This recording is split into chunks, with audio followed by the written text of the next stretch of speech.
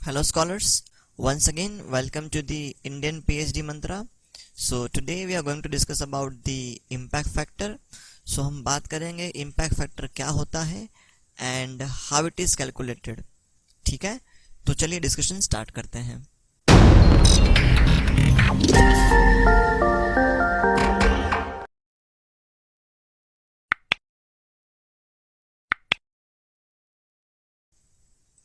So the very first point, impact factor is also known as journal impact factor because जब हम बात करते हैं impact factor का तो हम बात करते हैं जर्नल का. ठीक है, कि किसी एक पर्टिकुलर जर्नल का impact factor क्या है एंड डिपेंडिंग अपॉन दैट हम हमारा रिसर्च पेपर पब्लिश करते हैं. So it is also called as journal impact factor. तो ये क्या है? तो ये एक इंडेक्स है जो इंडेक्स दिखाता है ईयरली एवरेज.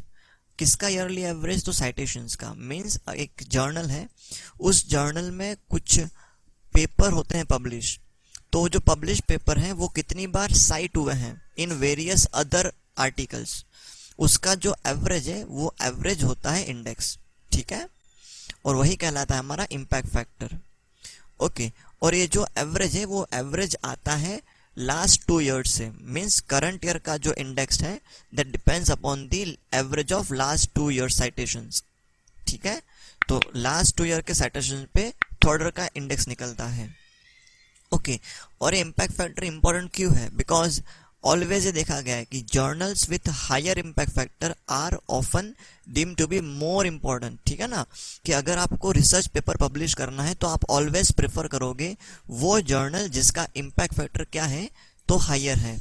ठीक है, तो कैसा है, जर्नल्स के लिए ये बहुत इंपॉर्टेंट हो जाता है to maintain a good impact factor. ठीक है, तो चलिए अब ये इम्पैक्ट फैक्टर क्या है ये हमने देख लिया. अब हम डिस्कशन करते हैं हाउ टू कैलकुलेट इट. तो देखिए, जैसे कि मैंने आपको कहा कि ये जो इम्पैक्ट फैक्टर ये डिपेंड करता है लास्ट 2 ईयर के डेटा पे.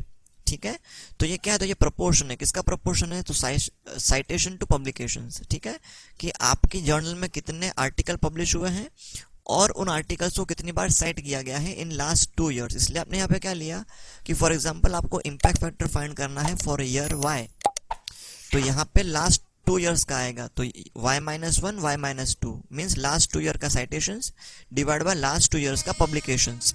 ओके, ठीक है, और यहाँ पे एक बात ध्यान देना. देखिए, हमने अभी डिस्कस किया कि जो इम्पैक्ट फैक्टर है वो डिपेंड करता है लास्ट 2 ईयर्स के डेटा पे. इसलिए journals can have impact factor only in third year after it's publication starts. बराबर ना, कि जब आप पब्लिकेशन स्टार्ट करोगे, पब्लिकेशन स्टार्ट करने के बाद थर्ड ईयर में आपको इम्पैक्ट फैक्टर मिलेगा. मींस फर्स्ट ईयर और सेकंड ईयर में आपको इम्पैक्ट फैक्टर नहीं मिलेगा, क्योंकि इम्पैक्ट फैक्टर फाइंड करने के लिए आपके पास रिलेवेंट डेटा ही नहीं होगा. क्यों नहीं होगा? बिकॉज ये जो इम्पैक्ट फैक्टर है ये डिपेंड करता है लास्ट 2 ईयर के परफॉर्मेंस पे. ओके, चलिए अब एग्जांपल लेते हैं कि हमको इम्पैक्ट फैक्टर फाइंड करना है फॉर द ईयर 2019.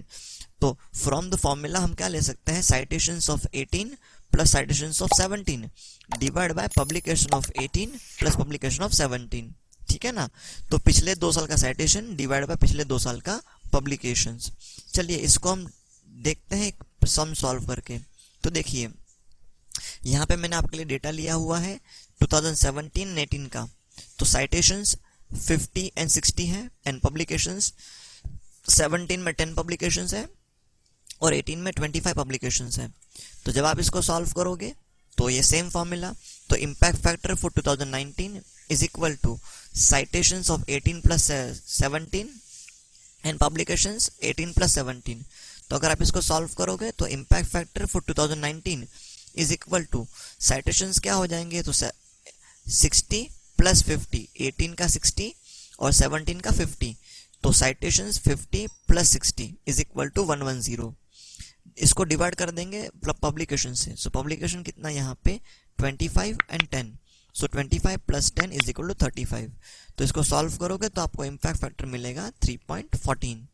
ठीक है, ओके, सिर्फ एक बात पे ध्यान देना ये कि जर्नल्स को इम्पैक्ट फैक्टर अप्लाई होता है थर्ड ईयर में. ठीक है, बाकी ये सिंपल सा एवरेज. ठीक है ना, सिंपल सा आपने एवरेज ले लिया. तो बहुत ही सिंपल कैलकुलेशन है. आई होप आपको समझा होगा. अगर कुछ डाउट है तो कमेंट कीजिए. चलिए, और ये जो लेक्चर्स के लिंक है ये हमने आपको शेयर कर दी है हमारे टेलीग्राम एप्लीकेशन पे, जिसका लिंक हमने दे दिया है डिस्क्रिप्शन में। चलिए बाय, जय हिंद।